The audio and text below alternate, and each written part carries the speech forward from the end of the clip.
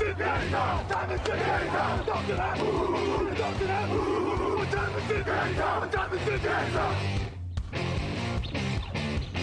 gun, Hulk left slot, Dixie left, T left, Mercedes, wide chip, Ricky, Fever left, 75, Katie, Omaha. We're good.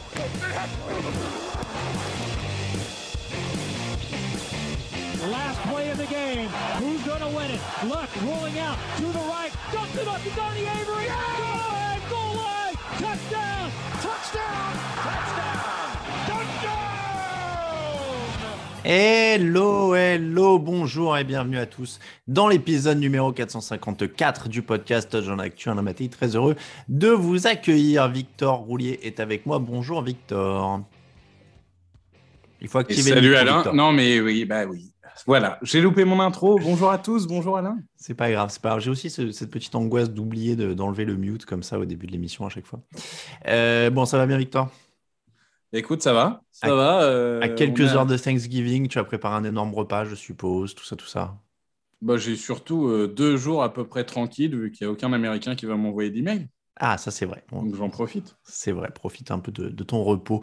Jusqu'où peuvent aller les Colts? Un sommet dans la NFC, des pronos, des cotes, c'est la preview de la semaine 11.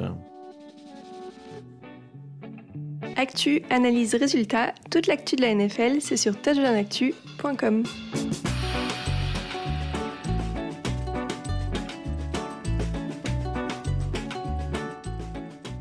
Bon, vous nous écoutez peut-être le lendemain de Thanksgiving, mais pour ceux qui téléchargent l'émission dès le jeudi midi, nous sommes en direct ce soir à partir de 20h. Les Colts, on n'y croyait plus beaucoup. Il faut dire qu'ils ont commencé la saison avec une seule victoire pour 4 défaites. Donc forcément, on n'était pas très très chaud. Et puis les Colts ont gagné 6 de leurs 8 derniers matchs. La semaine dernière, ils ont écrasé les Bills. Faut-il y croire? Ils sont de retour dans la course au play-off, en tout cas, puisque statistiquement, la course au play-off, elle est très très large maintenant, avec un match de plus et avec une équipe en play-off en plus depuis l'année dernière. Victor, est-ce que tu y crois à cette équipe d'Indianapolis pour aller en play-off? On va fixer l'objectif tout de suite. Oui, j'y crois, parce que c'est vrai que tu as dit, c'est une AFC assez homogène. Et je pense qu'il y a 2 choses qui jouent dans la course au play-off. C'est la forme du moment et c'est le calendrier. Et les Colts, ils ont les 2. Ils ont un calendrier et une division plutôt abordable. Et en plus, ils ont globalement une équipe qui va mieux partout. La ligne a retrouvé le côté dominant. Jonathan Taylor, on est obligé d'en parler, c'est un phénomène absolument incroyable cette saison. Tout passe par lui. Ça fait partie de ces équipes comme les Browns, comme les Eagles, qui sont revenus à la course d'abord. Donc, c'est quand même assez marrant de voir qu'après tant d'années à dire plus de passes, finalement, il y a quand même quelques équipes qui commencent à revenir vers la course. Et puis, au niveau de la défense, je trouve que les cadres se sont vraiment réveillés. DeForest Buckner, Darius Leonard, tout le monde est là. Et en plus, les rookies comme Kwity Paye apportent beaucoup. Donc, globalement, c'est une équipe qui va mieux à tous les niveaux, qui est bien coachée, qui est en confiance. Vance, il fait ce qu'on lui demande, c'est-à-dire pas grand-chose quand Jonathan Taylor est aussi bon, mais en tout cas, ce qu'on lui demande de faire, il fait bien sans jouer au héros comme il avait pu le faire l'année dernière. J'ai l'impression que c'est un peu comme les Patriots, tu sais, c'est cette équipe qui va mieux toutes les semaines. Et finalement, pourquoi s'inquiéter? C'est l'attaque au sol d'abord et puis l'attaque au sol ensuite et l'attaque au sol encore après. Parce que là, Exactement. Plus les matchs avancent, plus il y a que ça. Jonathan Taylor, tu l'as dit, 1122 yards au sol. Il est à 5,8 yards par course en moyenne, 13 touchdowns marqués, 102 yards de moyenne par match maintenant au sol. Il a perdu qu'un seul fumble, parce que c'est bon aussi de le mentionner pour un joueur qui a autant le ballon dans les mains. J'étais en train de regarder s'il avait autant d'influence. Il a quand même capté 32 ballons aussi dans les airs, 322 yards à la réception. 2 touchdowns à la réception. Donc, c'est pas un Derrick Henry d'ailleurs, au sens où il est omniprésent au sol, mais il a un peu plus d'influence dans les airs. Après, on peut pas non plus occulter le fait qu'il y a un énorme déséquilibre et qu'il a l'air de se creuser au fil des semaines. Donc là, ils sont 9e en AFC avec 6 victoires et 5 défaites. 4e attaque au sol, mais 23e attaque aérienne. Si on regarde le classement des attaques aériennes, il n'y en a aucune. Je veux dire, derrière eux, c'est que des équipes qui jouent pas les playoffs. C'est-à-dire qu'ils ont la pire attaque aérienne des équipes qui sont dans la course au play-off, grosso modo. La question, c'est quand même ça. Le rôle de Carson Wentz, c'est devenu de ne pas perdre le ballon. Oui. Évidemment, ça marche bien quand Taylor marche, 106 yards contre Buffalo pour Vance, 180 contre les Jaguars. Quand il a lancé, la seule fois où il a lancé pour 400 yards cette saison, ils ont perdu. C'était contre les Ravens. Est-ce qu'au final, du coup, on n'est pas face à un truc où on dit, bon, bah, c'est très bien, peut-être qu'ils iront même en playoff, peut-être qu'ils passeront même un tour, mais dès qu'il faudra élever le niveau de jeu, ce sera fini parce qu'on a bien vu que les équipes au sol, on dit c'est génial, Tennessee, etc., depuis quelques années, mais il y a toujours le match où l'attaque au sol, elle est stoppée et où le quarterback, il est exposé et où ça se termine. Je sais pas, San Francisco est allé au Super Bowl avec Jimmy Garoppolo. Et ils ne l'ont pas gagné. D'accord, oui, d'accord, mais bon, l'objectif des codes, c'était peut-être pas de gagner Oui, le Super Bowl. c'est sûr, là, je vais loin. Moi, je pense qu'aujourd'hui, non. Je suis même pas sûr que Vance soit aussi propre que Garoppolo cette année-là, tu vois, par exemple. Je pense qu'il est plus fragile. Qu'il soit 25e à la passe, j'ai envie de dire, on s'en fout. Faudrait limite regarder le DVOA, enfin les expected yards, pour voir si vraiment la passe est efficace ou pas. Mais tant que ça marche au sol, pourquoi est-ce que tu te mettrais à passer le ballon? Enfin, je veux dire, il y a un moment, moi, je trouve que tant que ça marche, continue. Alors, oui. Après, je trouve que ça occulte un autre truc, c'est que leur grande force, c'est aussi les ballons volés. Et ça, c'est plus aléatoire. C'est-à-dire que le jour où ce robinet-là, il va se fermer, ça va être plus compliqué parce qu'ils ont 25 ballons volés. C'est la meilleure équipe en NFL. Seulement 10 ballons perdus, 5e en NFL. Donc, ils ont un plus 15 qui est le meilleur bilan NFL sur les turnovers. Ça, c'est très bien. Je ne dis pas que c'est de la chance, mais c'est quand même des trucs qui, ça va, ça vient en NFL, des fois, ce genre de stats. Peut-être que ça va durer toute la saison. Des fois, tu as une saison comme ça où tu es en état de grâce et où il y a tout qui tourne dans ton sens. Mais si ça ne dure pas, pour moi, c'est plus ça, en fait, qui est aussi la clé. C'est-à-dire que Taylor, il tourne, il fait tourner l'attaque, etc. Mais bon, dans les faits, ce n'est pas une attaque exceptionnelle à 500 yards par match non plus. C'est juste que Taylor est la clé pour qu'ils avancent. Mais c'est le différentiel de ballons perdus volés, en fait, qui aujourd'hui les remet devant. Oui, et puis une défense qui progresse aussi, parce que c'est vrai qu'on se focalise sur l'attaque, mais l'un va avec l'autre aussi, parce que comme l'attaque joue beaucoup au sol, elle mange beaucoup l'horloge. Du coup, la défense est assez fraîche physiquement quand elle entre sur le terrain, et ça leur permet justement de faire les plays, de faire tout ça. Parce qu'ils n'ont pas eu à passer 12 minutes sur le terrain et ils n'arrivent plus à réfléchir et c'est compliqué, etc. etc. Et puis, malgré tout, tu vois, on disait, là, je pense que quand tu regardes leur calendrier, ils ont quand même des choses, ils ont des Texans, ils ont les Riders, les Jaguars, les Panthers.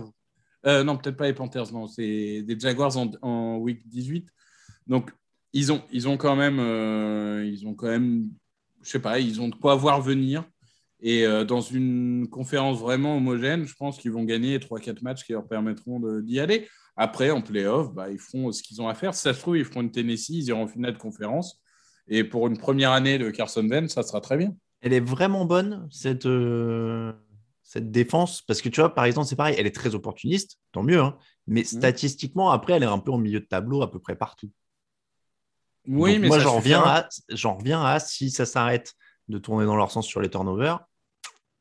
Ça va s'arrêter parce qu'on en parle dans le podcast, déjà. Ça, c'est une première chose, donc on le sait, 2 défaites assurées quand on parle de vous dans le podcast. Mais non, je n'ai pas l'impression.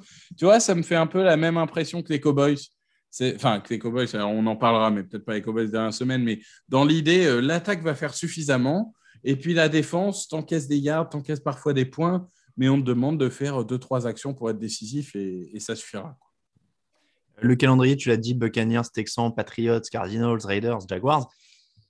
C'est pas facile quand même. Ouais, il y a, je sais pas, les Riders aujourd'hui. Les Riders, les Jaguars et les Texans, ça fait quand même pour moi 3 matchs largement abordables. Tout le monde n'aura pas 3 matchs comme ça d'ici la fin de la saison. Les Cardinals, on ne sait plus trop, ça dépendra de la santé de un tel et un tel.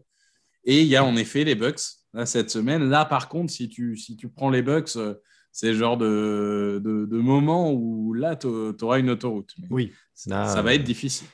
En effet, alors, je sais plus si... Oui, je l'ai donné dans l'ordre, le calendrier. Oui. Bon, playoff ou pas? Ouais, playoff. Dans la FC, playoff. Donc, je l'ai dit, ils sont 9e au moment où on se parle. Ils sont à un match, je crois, de la 7e place. Ils sont à un match de la 7e place, en effet. C'est Buffalo devant, les Chargers devant, les Steelers devant, les Bengals devant. Chiefs, Patriots, Ravens. Ça va pas être facile. En tout cas, il y aurait eu plus que 6 places en playoff. Je t'aurais dit non. Je pense que ça se joue à la dernière journée pour la dernière place, quoi. Je pense que et du coup dans cette config là, je ne sais pas te dire si ce sera eux ou les Chargers ou les Steelers ou les c'est eux Chargers ou Steelers en fait parce que Browns et Raiders ça pique un peu du nez donc. Et il n'y a pas un schéma où tu vois les Titans s'écrouler là. Non, pas. Du coup, ils remportent la Pas à ce division. point-là, ils ont quand même un petit avantage. Ouais. Et Non, mais puis je demande. je sais pas quand même. Mais après, ils se sont déjà affrontés 2 fois, donc le problème, c'est que Il y a les c'est plus tiebreakers en difficile quand il n'y a pas d'affrontement direct. Ça marche. Donc, playoff pour toi est très incertain pour moi, on va dire ça. L'affiche de la semaine. L'affiche de la semaine, elle est dans la conférence NFC Green Bay Packers, Los Angeles Rams, dimanche 22h25. C'est une drôle d'affiche parce que ce sont deux équipes qui allaient très bien il y a 2 semaines, beaucoup moins maintenant. Les Ravens sont sur 2 défaites de suite. Les Rams, pardon, sont sur 2 défaites de suite. Les Packers ont perdu 2 de leurs 3 derniers matchs. Aaron Jones n'est pas là. Aaron Rodgers joue blessé au pied. Apparemment, il a une fracture du petit orteil, ce qui a l'air très douloureux. Donc, visiblement, il s'est cogné le pied dans une table basse, si je comprends bien, parce que sinon, on ne sait pas ce qu'il a. Donc, laquelle de ces deux équipes est la plus inquiétante après ce qui s'est passé ces 2-3 dernières semaines? J'irai vers les Rams parce que je trouve qu'il y a moins d'explications logiques. C'est-à-dire que Green Bay, bon, ok, il y a les blessures. Tu joues les Chiefs avec Jordan Love. Tu as des blessés, tu as tout ça. Donc, il y a un peu plus quand même d'explications. Les Rams, sur les 2 derniers matchs, alors que la défense passe à côté contre les Niners, ça arrive. Hein. Même les meilleures défenses ont parfois des matchs sans. Mais l'attaque, on a eu l'impression qu'elle était inoffensive. Et cette attaque, elle vit avec Robert Woods et Cooper Kupp. Robert Woods, il est absent pour la saison. Donc, le recrutement d'Odell Beckham est bienvenu, mais il va falloir qu'Odell Beckham il soit rapidement décisif. Parce que clairement, sur ces 2 matchs-là, on a vu une équipe sans imagination, un Stafford qui avait l'air au bout du rouleau. Donc, pour le coup, j'attends beaucoup plus de voir les Rams que les Packers, parce que les Packers, il y a des raisons qui expliquent ça et ils vont se reprendre. Je ne me fais pas trop de soucis. C'est plus les Rams qui m'inquiètent sur le long terme. En tout cas, c'est vrai que, comme tu dis, il y a moins d'évidence sur les raisons de la mauvaise attaque des Rams. Après, ils ont quand même toujours la 4e attaque aérienne de la ligue. Ils ont toujours Cooper Kupp, ils ont toujours plein d'atouts. Et du côté de Green Bay, tu le disais, c'est un peu plus évident. Par contre, on a chanté les louanges de leur défense il y a quelques semaines. Ils sont toujours 5e sur les points encaissés, 7e sur les yards, mais ils ont pris un très gros bouillon contre les Vikings. Est-ce que c'était un accident de parcours ou est-ce qu'on peut craindre la même chose face à une équipe des Rams qui est un peu dans le même genre? Alors, je mettrais Odell Beckham loin derrière Justin Jefferson en termes de niveau actuellement. Mais on peut dire, voilà, Beckham, Cooper Kupp, y avait Thielen et Jefferson qui les ont massacrés quand même. Oui, après, l'attaque des Vikings est quand même plus difficile à contenir parce que tu es obligé quand même de maintenir un certain nombre de joueurs dans la boîte parce que tu as Dalvin Cook qui peut être très efficace au sol. Là, finalement, c'est quand même moins… le jeu au sol est moins une menace chez les Rams. Et puis, tu as un Cousins qui est en pleine confiance aujourd'hui. Moi, je rejoins Raphaël dans le podcast de mardi. Ça ne me choque pas du tout de mettre Cousins dans la discussion pour le MVP. Alors, c'est Grégory qui le met dans la discussion. Ah, c'est Grégory? Oui, Pardon. Je donne à l'un et à l'autre ce qui leur revient. Autant pour moi. Mais donc, tout ça pour dire que un accident, ça peut arriver. Là, je pense que l'attaque des Rams est pour l'instant un peu plus unidimensionnelle et du coup, peut-être un peu plus facile à contenir. Donc, j'attends de voir, mais il va falloir quand même que le pass rush soit plus efficace parce que c'est vraiment ça qui manque à l'attaque des Packers, c'est vraiment un pass rush un peu plus incisif. Mais donc, sur le papier, tu dis avantage défense des Packers sur le match-up, quoi.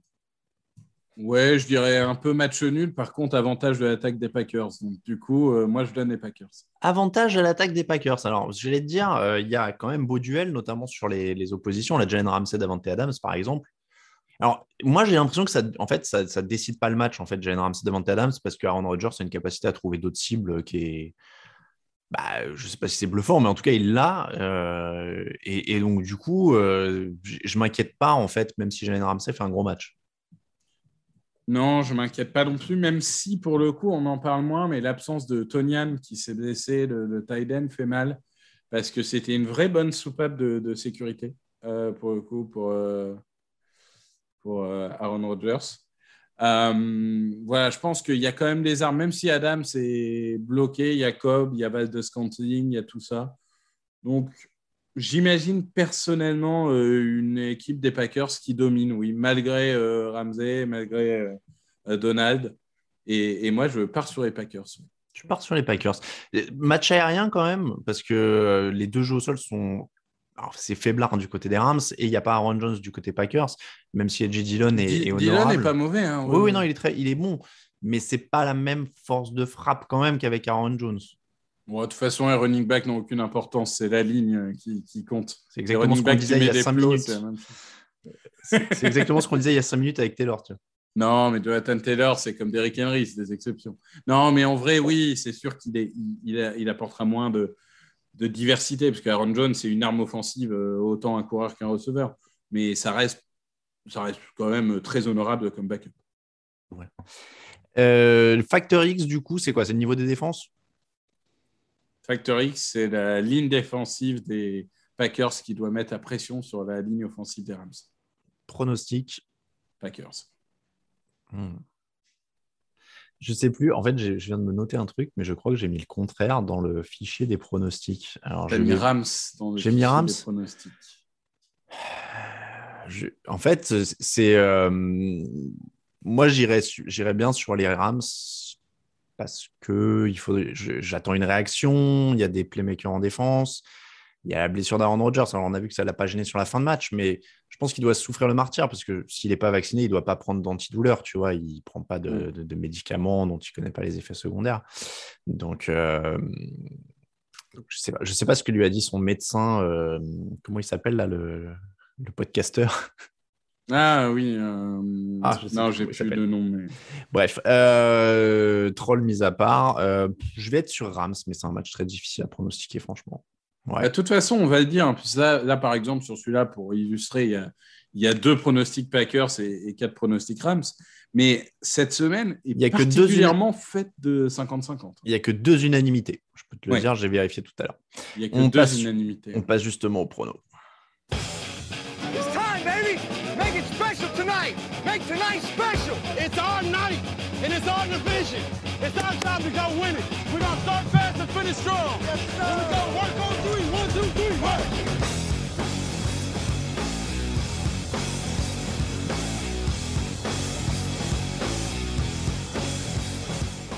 Les pronos de la semaine, justement, qui se passent plutôt... Alors, attends, comment il se passe pour Victor? Je voulais voir si j'allais flamber un peu avec Victor. Victor, il a fait une bonne semaine la semaine dernière, hein, si je ne dis pas de bêtises.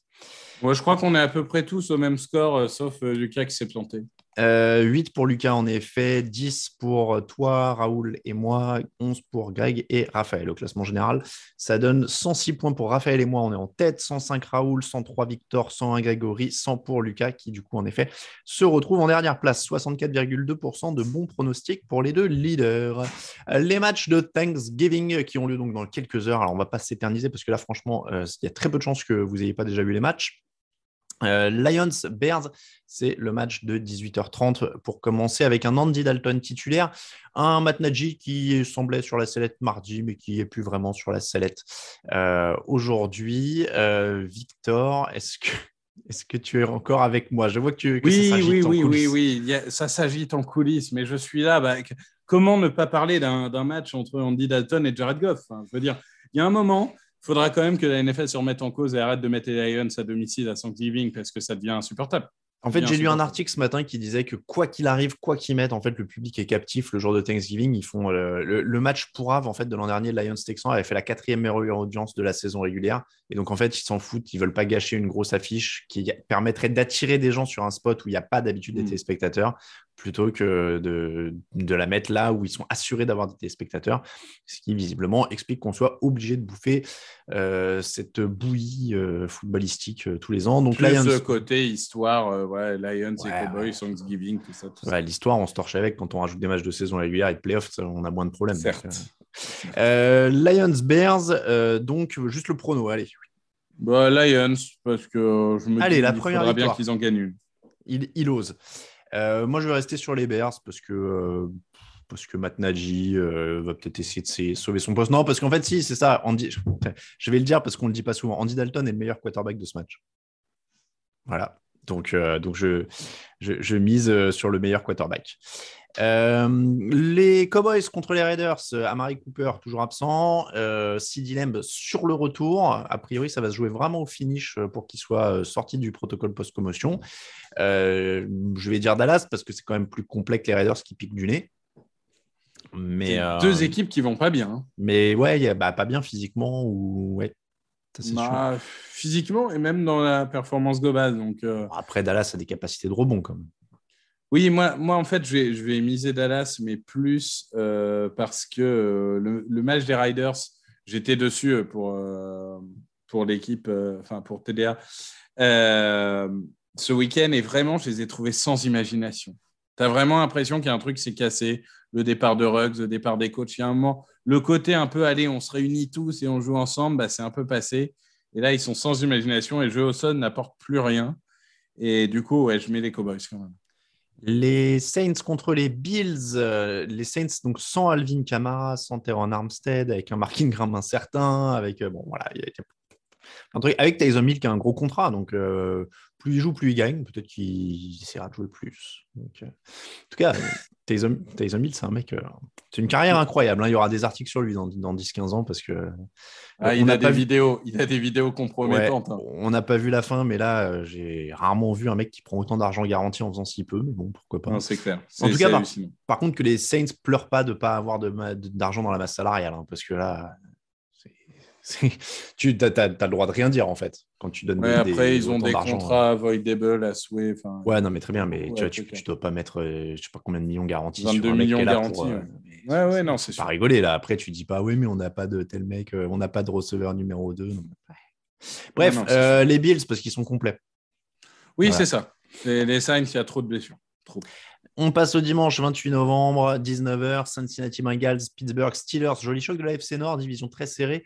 TJ Watt semble sur le retour, ça semble revenir du côté des blessés de Pittsburgh. Les Bengals ont gagné le premier match 24-10. Celui-là, moi j'avais du mal parce qu'il y a toujours le côté petit frère, grand frère, il y a la première défaite en plus. L'attaque de Pittsburgh qui a remarqué des points la semaine dernière un petit peu. Je suis vraiment, vraiment pas sûr que je vais pas regretter de ne pas avoir pris les Steelers. Je vais prendre les Bengals, mais... Oui, je prends les Bengals aussi, et c'est un peu comme toi, j'ai du mal à imaginer les Bengals battre 2 fois les Steelers dans une même saison, mais pourquoi pas. J'ai trouvé que le match, par contre, contre les Riders des Bengals, c'était vraiment intéressant parce qu'à l'inverse, eux, ils ont vraiment réussi à mettre en place un jeu au sol, et du coup, ça rend cette attaque un peu plus diversifiée.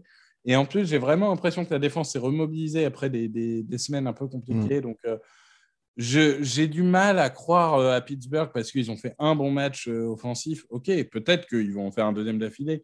Mais vu l'âge de Big Ben et ses performances un peu en dents de scie, je pars du principe que les Bengals sont un choix plus sûr. Je vais prendre donc les Bengals également. Texans Jets, c'est évidemment. Alors celui-là, il est tellement pourrave, il est destiné. C'est écrit que c'est moi qui vais faire le résumé. C'est pour toi. Texans Jets, bon, le retour de Zach Wilson. Pour le reste, c'est quand même assez un match abominable.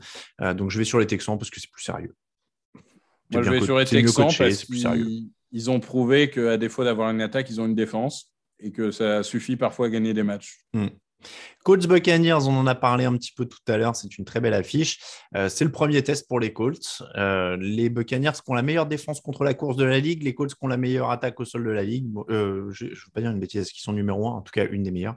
Donc là, voilà, c'est par là que ça se passe, c'est le match-up. S'il faut suivre Tom Brady, a priori, Carson Wentz n'est pas équipé. Non, c'est sûr. Donc, c'est sûr. Le contrôle de l'horloge par les codes sera fondamental. Après, c'est vrai qu'il se retrouve face à une défense des Buccaneers qui va beaucoup mieux, pour le coup, avec un Devin White qui semble enfin un peu plus au niveau des playoffs de l'année dernière. Donc, si les Buccaneers arrivent à les limiter au sol, c'est toujours le même problème. Après, est-ce que Vance, en effet, peut suivre Brady ? Non, je ne pense pas. Je pense que les Buccaneers, l'attaque des Buccaneers va toujours bien. En plus, elle commence à voir revenir les blessés.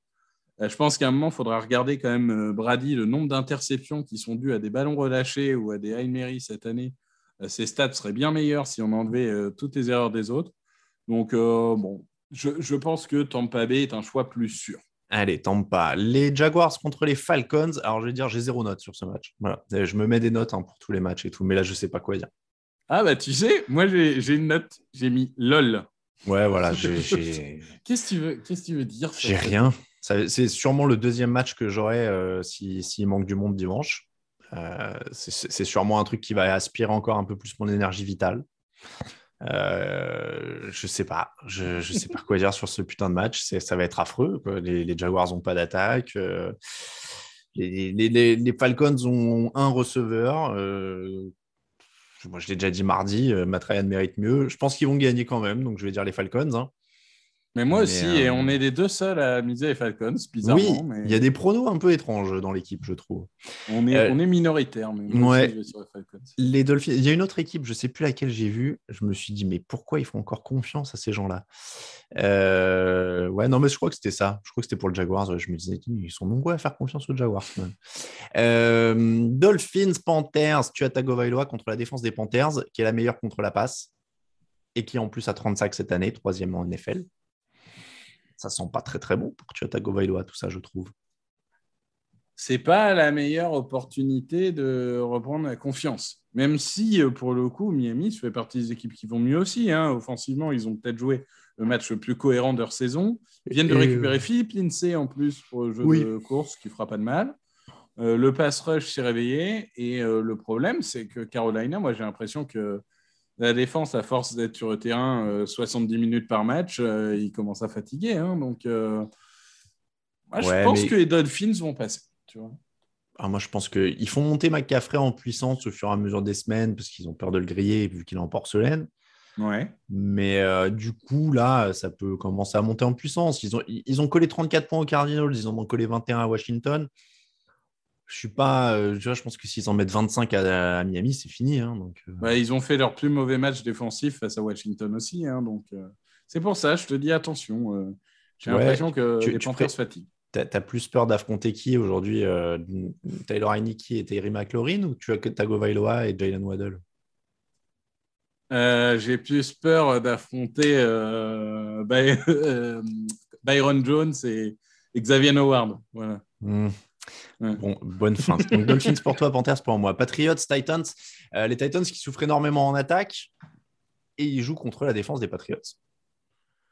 Oui, mais les Titans, ils ont toutes les excuses du monde. Enfin, il y a un moment, on commence à te retirer il faut le jouent. Alors, Enfin, je veux dire, Bud Dupree, Julio Jones, Derrick Henry, Edgy Brown, enfin, tous les bons joueurs sont blessés. Donc, il y a un moment, face à une équipe en mode rouleau compresseur comme les Patriots, moi, alors pour le coup, je pense que ça peut finir en démonstration. Ah ouais, parce qu'ils ne vont pas marquer beaucoup de points. Hein, s'ils sont, sauf réveil incroyable de Tannehill et Edgy Brown, mais Edgy Brown, en plus, est encore plus ou moins blessé. Il n'est pas absent, mais il traîne un bobo. Donc, moi, j'ai du mal à les voir faire grand-chose. Donc Patriots pour moi également. Giants Eagles, une petite rivalité que tu aimes bien. Ça va quand même beaucoup mieux. Il y a une identité. En plus, là, je veux dire, on est dans l'opposition de style. C'est-à-dire que Philadelphie a une identité. Les Giants en cherchent une depuis 3 ans. Donc, je vois pas pourquoi. En plus, ça va être une belle ironie. Vous allez leur coller 150 ou 200 yards au sol alors que c'est eux qui ont Saquon Barkley. Ça va être drôle. Et c'est le match de célébration du retirage de maillot de Michael Strahan, je crois. En plus. Non, alors, bon, j'ai misé Giants, hein, évidemment, hein, parce que j'utilise une technique qui est dite à Grégory Richard. Oui, on essaye de ne pas porter à poisse. Écoute, ça m'a réussi cette dernière semaine. Depuis que j'ai décidé d'adopter la technique Grégory, ça marche. Donc, continue. Ça marche quand ça marche. Mais... Après, moi, ce qui m'intéresse, c'est que, mine de rien, Giants, moi, je trouve, vont mieux, même si, OK, le match face aux Buccaneers, c'était triste, mais juste avant, ils enchaînent quand même de victoires. La défense s'est remobilisée. Et en fait, ce qui m'intéresse de voir, c'est des équipes comme les Eagles, qui sont un peu sur le fil de rasoir, le jour où la course ne marche pas. Est-ce que tu as les capacités de justement développer un jeu dans les airs avec Dallas Goedert, avec Devonta Smith, etc. Donc, je ne dis pas peut-être que ça n'arrivera pas et que le jeu de course va réussir, mais je pense que la clé de ce match, ça va être les pertes de balles. Normalement, les Eagles ne perdent pas de ballon cette année. Ils sont deuxième, je crois, de la ligue. Les Giants ont traditionnellement tendance à en perdre, même si Daniel Jones, ça va mieux cette saison. Je pense vraiment que la bataille des turnovers va être fondamentale. Et l'attaque des Giants va peut-être être libérée parce que Jason Garrett a été viré. Après, alors moi, je vais te dire, je pense que ta technique va marcher. Pourquoi ? Parce que les 2 victoires que tu évoques des Giants, c'est contre les Raiders qui sont encore en stress post-traumatique au moment où ils les jouent et contre les Panthers qui sont encore en Sam Darnold au moment où ils les jouent, quoi. Tu vois, dès qu'ils jouent des mecs qui sont à peu près éveillés C'est la NFC Est. Il n'y a pas de logique en NFC Est. Voilà, parce que derrière, ils ont pris une pilule contre les Rams, ils en ont pris une autre contre les Cowboys, ils ont perdu contre les Chiefs au moment où Patrick Mahomes revenait à peine, tu vois, il était encore, il n'était pas somnambule, mais il se réveillait, tu vois, tout doucement, il était encore en pyjama et tout, et bon, ils ont quand même battu, hein. Donc, moi, je dirais quand même les Eagles, il y a quand même...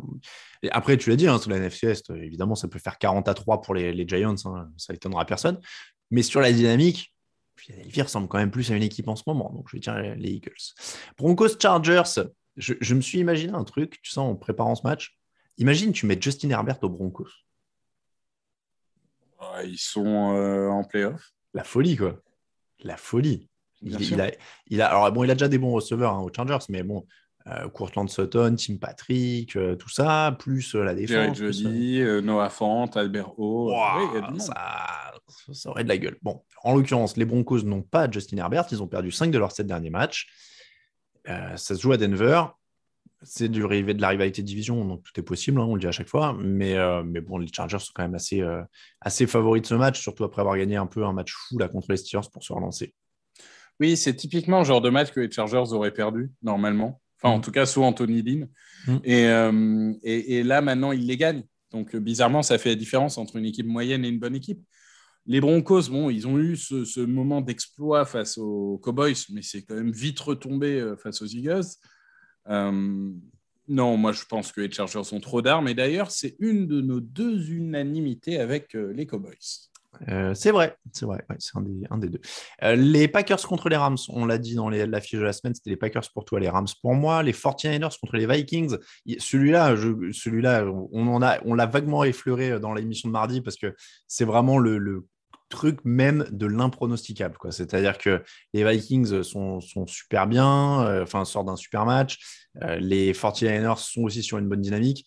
Typiquement, c'est celui où les Vikings peuvent retomber. Enfin, il y a une de ces 2 équipes qui va retomber et qui va décevoir. Pour moi, t'as remarqué que toutes les semaines, quand on parle du match des Vikings, on dit il peut tout se passer. J'ai l'impression que le vrai problème, c'est les Vikings. C'est que bien sûr. les Vikings, traditionnellement, depuis 20 ans, ils nous ont habitués à gagner des matchs qu'ils doivent perdre, à perdre des matchs qu'ils doivent gagner. Donc, ouais, mais c'est aussi le match potentiel, tu vois, de Garoppolo à 3 interceptions, quoi. Pour relancer le débat, parce qu'il se dit, ça fait 3 semaines qu'on ne m'a pas parlé de Trey Lance, quoi.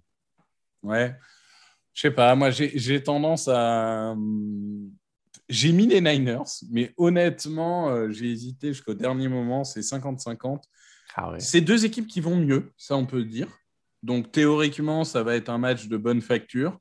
Après, est-ce que les Vikings ont réussi à défendre le jeu au sol des Niners, sachant qu'il y a quand même des blessés. En plus, il y a Everson Griffen, dont à mon avis, ne sera pas sur le terrain dimanche, hein, oui. vu ce qui vient de se passer.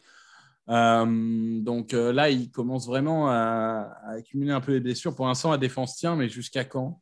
Et je vois bien le match à 250 yards au sol des Niners. Moi, je vois Niners parce que si je dois parier sur une équipe qui retombe, je pense d'abord les Vikings, donc je vais aller sur les Niners aussi. Le match dans la nuit de dimanche à lundi, ce sera Ravens-Browns, là encore de la rivalité de division. Lamar Jackson devrait être de retour, là, il est plus malade, il s'entraîne. L'attaque de Cleveland pioche beaucoup, mais Nick Chubb va faire du bien. C'est un match équilibré sur le papier quand même. Oui, et du coup, j'ai été étonné de voir que je suis le seul à pronostiquer les hommes en orange. C'est vrai. C'est un match équilibré, c'est un match de division, ça va beaucoup jouer au sol, ça va pas forcément être très beau, mais je trouve qu'en fait, à trop se focaliser sur les problèmes de l'attaque des Browns, et d'ailleurs, en effet, le retour de Nick Chubb va en régler certains, on ne parle pas assez à quel point la défense des Browns est bonne. Parce que si aujourd'hui, ils ont gagné autant de matchs, c'est parce qu'ils ont gagné des matchs super moches à base de 17-13 et qu'ils ont limité, par exemple, je me souviens, les Vikings à moins de 20 points. Donc, ils ont quand même une équipe qui, mine de rien, gagne moche, mais gagne.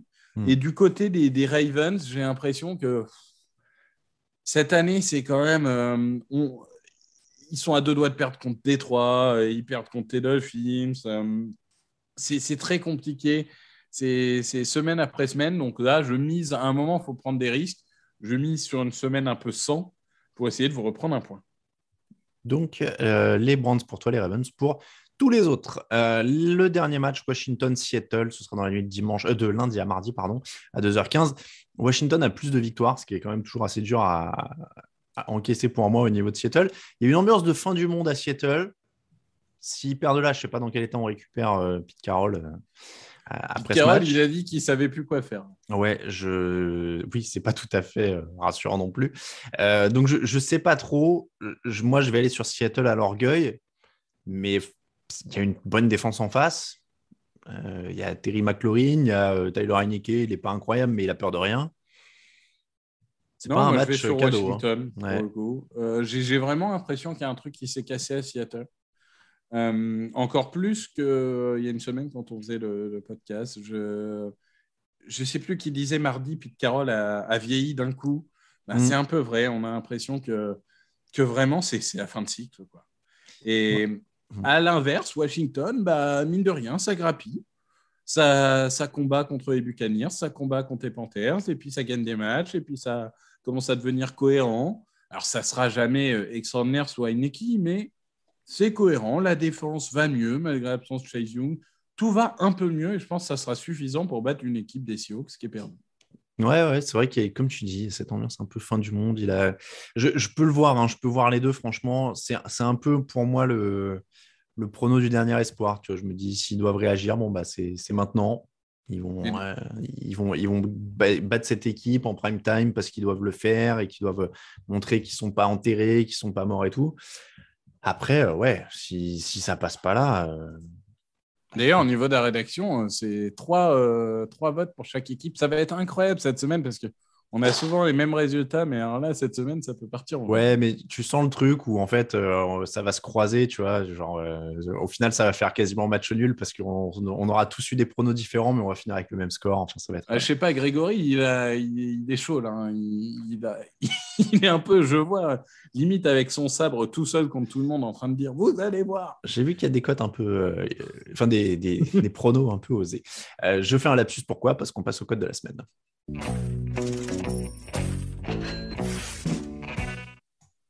Les cotes de la semaine. Victor, est-ce que tu as repéré des choses ? Il y a des trucs, hein, c'est des matchs incertains, donc il y a pas mal de cotes hautes en fait. Là-dedans, tu vois, tu parlais des Jaguars, ils sont à 2. Les Dolphins, ils sont à 1,99 contre les Panthers. Les Titans sont ultra outsiders sur les Patriots. Les Titans sont à 3,22 alors qu'ils ont le meilleur bilan. Bon, c'est vrai qu'on l'a dit, il y a peu de choses. Est-ce qu'il y a une cote qui t'ambiance déjà d'entrée là que tu vois ? Les Dolphins à 1,99. Moi, j'y crois beaucoup aux Dolphins. Ah ouais ? Ah ouais. Ok. Bon, alors, on vous prévient, c'est un combiné osé. Hein, parce que moi, dès qu'il y a les Dolphins, c'est un combiné osé pour moi.